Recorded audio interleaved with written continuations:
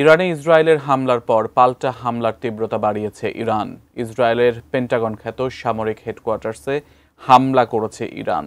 সেই সাথে গুরুত্বপূর্ণ জলপথ হরমুজ প্রণালী বন্ধ করে দিয়েছে দেশটি। কোনো দেশ যদি ইসরায়েলের পক্ষ নিয়ে ইরানের সাথে সংঘাতে জড়ায়, তাহলে মধ্যপ্রাচ্যে সে দেশের ঘাঁটিও ক্ষেপণাস্ত্রের লক্ষ্যবস্তু করার হুঁশিয়ারি দিয়েছে ইরান। আরও বিস্তারিত ইমতিয়াজ আলমের রিপোর্টে। ইসরায়েলের প্রতিরক্ষা সদর দপ্তর কিরিয়া কম্পাউন্ডে হামলা চালিয়েছে ইরান, এমনটাই জানিয়েছে স্থানীয় ও আন্তর্জাতিক গণমাধ্যমগুলো।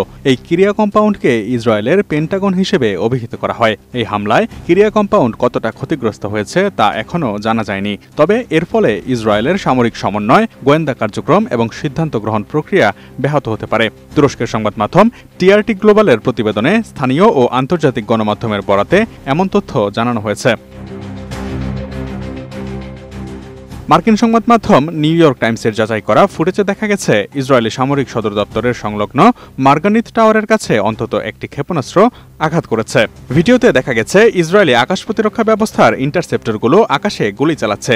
এরপর টাওয়ারের কাছে একটি বিস্ফোরণ সংঘটিত হয়। আরেক মার্কিন সংবাদ মাধ্যম ফক্স নিউজ প্রকাশিত একটি ভিডিওতে ঘটনাস্থলে উল্লেখযোগ্য ক্ষয়ক্ষতি দেখা গেছে। ফক্স নিউজের সংবাদদাতা ট্রে ইয়ংস্ট বলেছেন, ইরানিরা 3 দফায় ব্যালিস্টিক ক্ষেপণাস্ত্র হামলা করার মাধ্যমে জবাব দিয়েছে।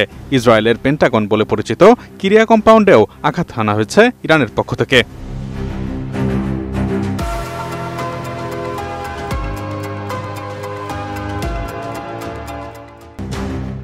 ইসরায়েলের কাছে কিরিয়া কম্পাউন্ডের গুরুত্ব অনেক। এখানে ইসরায়েলি সামরিক বাহিনীর জেনারেল স্টাফ এবং মূল কমান্ড অবস্থিত। এটি দেশের সবচেয়ে সংবেদনশীল এবং সবচেয়ে বেশি সুরক্ষিত স্থানগুলোর একটি। তাই এই স্থাপনায় আঘাত হানাকে ইরানের পক্ষ থেকে একটি কৌশলগত এবং প্রতীকী বার্তা হিসেবেই দেখা হচ্ছে। কিরিয়া কম্পাউন্ডের অভ্যন্তরে এখনও কোনো হতাহতের খবর পাওয়া যায়নি। তবে ইসরায়েলের সামরিক কেন্দ্রস্থলে ইরানের ক্ষেপণাস্ত্রের গভীর অনুপ্রবেশের একটি বিরল দৃষ্টান্ত এটি। এদিকে তেল আবিবে ক্ষেপণাস্ত্র হামলার পরপরই গুরুত্বপূর্ণ হরমুজ প্রণালী বন্ধ করে দিয়েছে ইরান, এমন একটি খবর ছড়িয়ে পড়ে বিভিন্ন সংবাদ মাধ্যমে। ইরানিয়ান আর্মড ফোর্স নামের ইরানি এক এক্স অ্যাকাউন্টের ঘোষণা থেকে এমনটি জানা যায়। সেখানে বলা হয়, পরবর্তী নির্দেশ না দেওয়া পর্যন্ত হরমুজ প্রণালী দিয়ে কোনো জাহাজ চলাচল করতে পারবে না। তবে ইরানের সেনাবাহিনীর অফিসিয়াল এক্স অ্যাকাউন্ট নয় সেটি। ইরানের সেনাবাহিনীর অফিসিয়াল এক্স অ্যাকাউন্ট বা নির্ভরযোগ্য কোনো সংবাদ মাধ্যম থেকে এমন তথ্য নিশ্চিত হওয়া যায়নি। হরমুজ প্রণালী বিশ্ব তেল বাণিজ্যের প্রধানতম একটি রুট। এটি বন্ধ হয়ে গেলে বিশ্বের তেল বাজার অস্থিরতায় পড়ে যাওয়ার আশঙ্কা রয়েছে।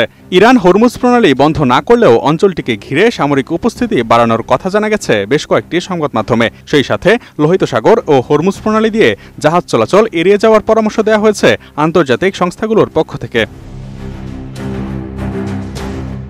এছাড়াও যুক্তরাষ্ট্র, যুক্তরাজ্য এবং ফ্রান্সকে সতর্ক করে দিয়েছে ইরান। এসব দেশ যদি ইসরায়েলের উপর হামলা ঠেকাতে সাহায্য করে, তাহলে এই অঞ্চলে তাদের ঘাঁটি ও জাহাজগুলোকে লক্ষ্যবস্তু করা হবে বলে হুঁশিয়ারি দিয়েছে তেহরান। ইরানের আধা সরকারি মেহের নিউজ এজেন্সি সরকারের এক বিবৃতির বরাত দিয়ে এই তথ্য জানিয়েছে।